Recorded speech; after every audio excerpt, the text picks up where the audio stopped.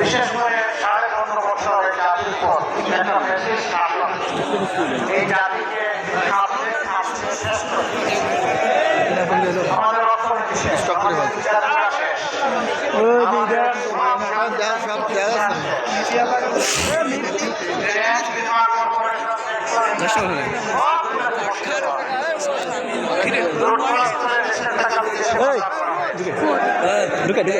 আপনাদের এখানে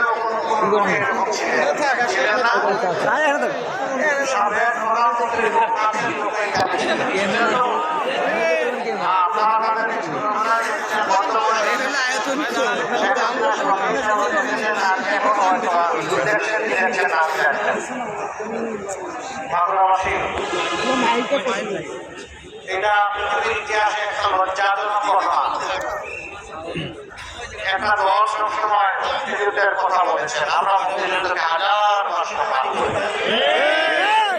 মুক্তিযুদ্ধকে আমরা ব্যবসা হিসেবে দেখতে চাই। আমি তো এক শহীদ মুক্তিযোদ্ধা পরিবারের সন্তান। আমার যে ভাই জীবন দিয়ে গেছে, আমি বিশ্বাস করি তারা বাংলাদেশের মানুষের মুক্তির জন্য কোন দল, কোন গোষ্ঠী, কোন পরিবারকে রাজার অথবা আমির সিংহাসনে বসানোর জন্য সেদিন তারা লড়াই করেননি। তাদের এই লড়াই ছিল আপনার জনগণের মুক্তির জন্য।